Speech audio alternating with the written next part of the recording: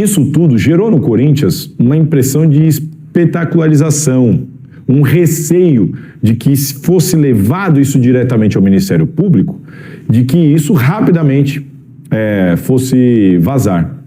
Porque o próprio Ministério Público, em tese, agiria com a intenção de vazar documentos e tudo mais, e não só guardar para a investigação.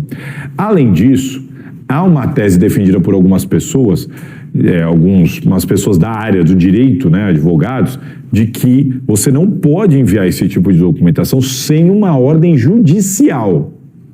Então o Corinthians, mesmo sem uma ordem judicial, resolveu atender a solicitação do Ministério Público, mas não entregar diretamente ao Ministério Público. O Ministério Público terá acesso, obviamente, mas o Corinthians escolheu colocar toda essa documentação em juízo e disponibilizar à Justiça, no caso a doutora Márcia, a juíza do caso, e a ela solicitar o sigilo daqueles documentos, para que eles sirvam apenas para os representantes públicos para a investigação.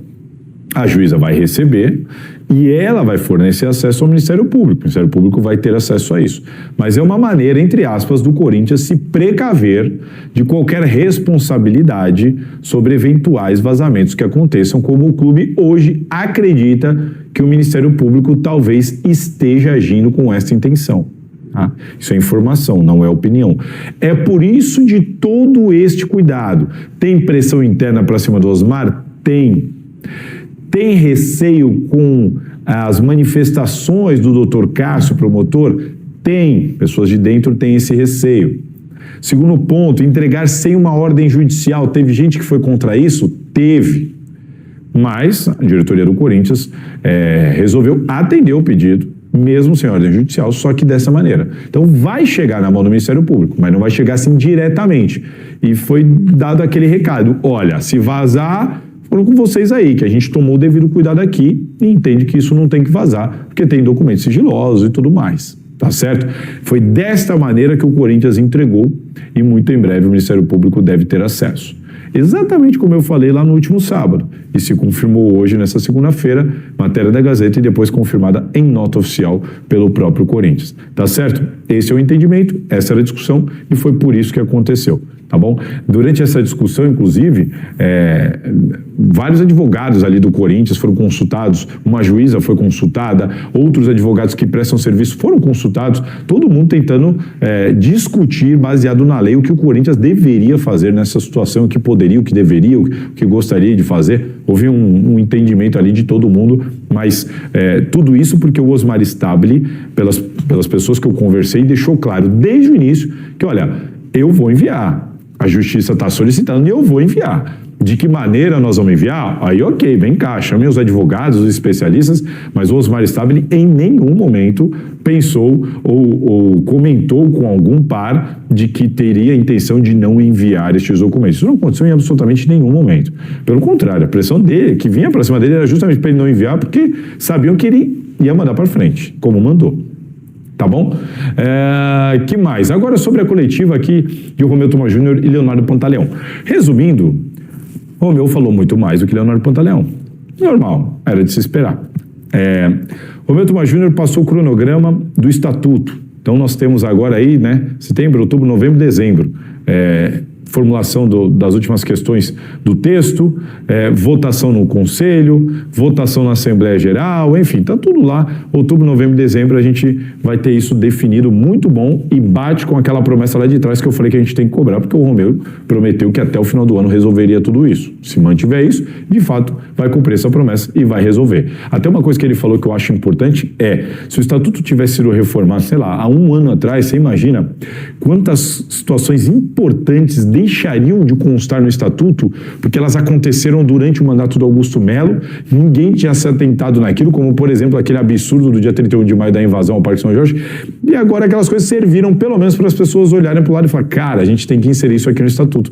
Então, o Estatuto acho que vai estar muito mais preparado, muito mais robusto, não perfeito, claro que não, mas do que estaria se fosse feito há um ano atrás, por exemplo. Que mais? Cartões na Comissão de Justiça. Eles confirmaram uma informação que, se você acompanha a Salazar TV, você já sabia. Eu já tinha contado aqui para vocês, de que a Comissão de Justiça, ele confirmou de que vai ter toda uma alteração na comissão, porque o Herói Vicente é o presidente da comissão, vai se tornar diretor, provavelmente da diretoria de novos negócios, então vai ter que ter um novo presidente nessa comissão, a gente não sabe quem é, mas o caso está na Comissão de Justiça, que é a comissão que também levou o caso do Augusto Melo antes para a ética. Pantaleão vai acompanhar, e uma coisa interessante, a Comissão de Justiça ela não tem prazo, mas o próprio Pantaleão já se comprometeu de estipular prazos e fazer a coisa andar. Não é porque não tem prazo que nós vamos empurrar com a barriga. Achei ótimo que isso partiu do próprio Pantaleão, dito em on ali na frente, todo mundo está gravado, ou seja, ele vai ter que cumprir e todo mundo vai poder pressionar nesse sentido. Excelente. Que mais? O Pantaleão falou sobre apropriação indébita, olha só, né? Muita gente que não acreditava, não acreditou no que eu falei, ou não entendeu o que eu falei, ou, não sei, não quis entender o que eu falei, né? Quantas pessoas falaram, você disse, Salazar, que não tem apropriação indébita? Não fui eu que disse. Não, mas você só ouviu o Leonardo Pantaleão? Não, é que o Leonardo Pantaleão era, em tese, o responsável por fazer o boletim de ocorrência. E a pergunta foi sobre a elaboração do boletim de ocorrência. E outra, não tínhamos as informações que temos hoje, né? Trouxe a informação para vocês e muita gente achou ruim, falando que eu estava defendendo, ou está defendendo a RT. Pelo amor de Deus, eu estou trazendo informação. Eu questionei o Pantaleão, por que vocês não fizeram o boletim de ocorrência por apropriação indébita? Ele me deu aquela resposta e a autorização para dizer que foi ele quem disse aquilo. E eu trouxe para vocês, da maneira mais simples e transparente. Se ele tivesse me dito, Salazar, nós vamos fazer por apropriação, por furto, não quero saber, amanhã eu estou na delegacia, eu teria vindo aqui falar da mesma coisa. Ó, eles vão fazer por causa disso, e amanhã vão para a delegacia. Não escolho a informação, eu consulto as fontes e, nesse caso, inclusive, falou em on, não foi nem off. E muita gente veio reclamar comigo sobre a apropriação indébita, que eu defendi, que eu estou defendendo, que eu usei o Pantaleão, que ele não teria jamais dito isso.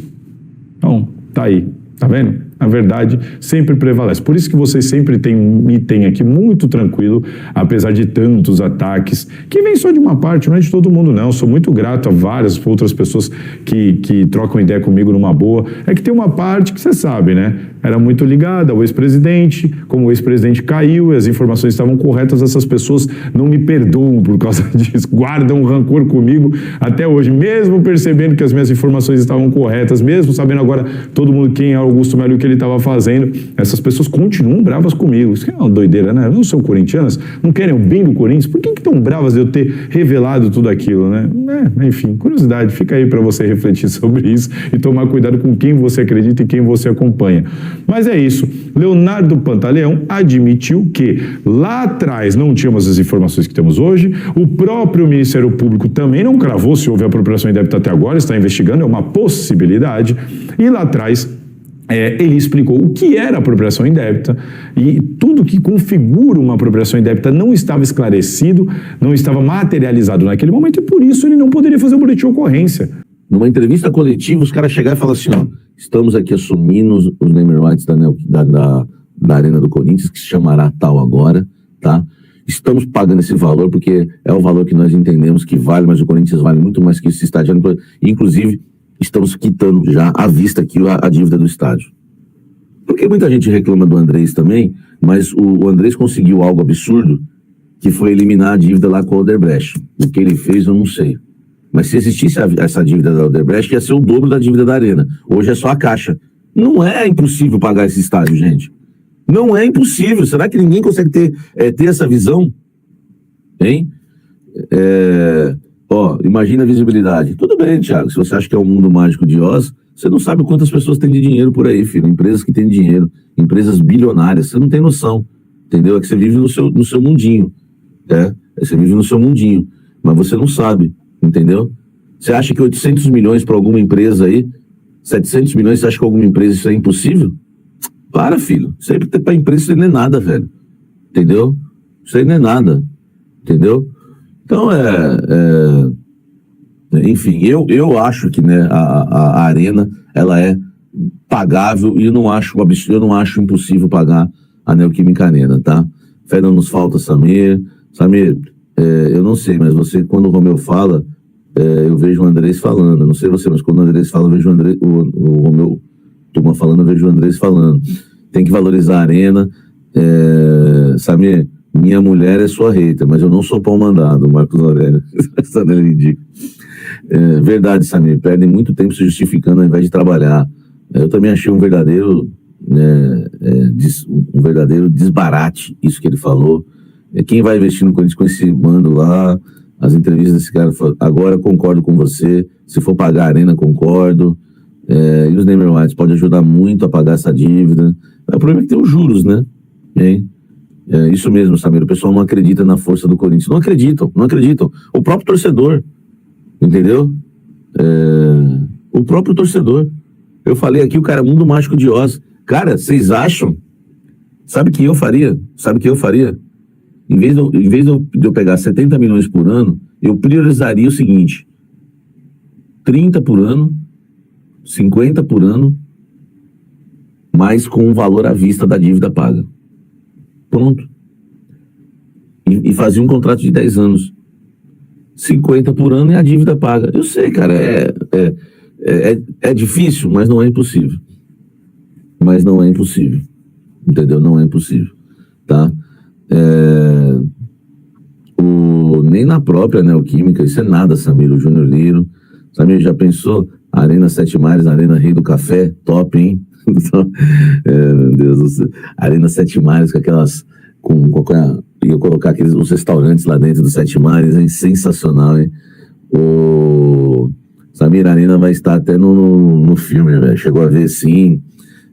Fora que 700 milhões é total hoje. Se for pagar à vista, deve cair para uns 400. Sobraria uns 300 dos 700 aí para dividir em 10 anos. Entendeu? É isso, velho. Né? Nós estamos falando de 700 milhões de dívida, né? Eu já nem sei quanto mais tá a dívida da Arena, né? Cara, uma empresa paga fácil isso, velho.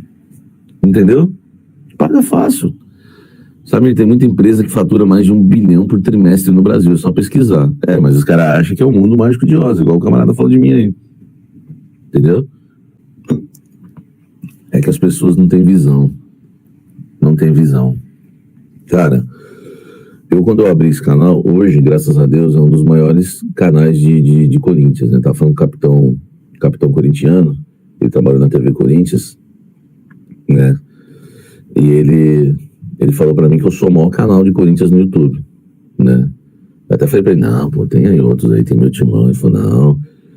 E, cara, eu comecei sozinho, né? Com a ajuda dos amigos, entendeu?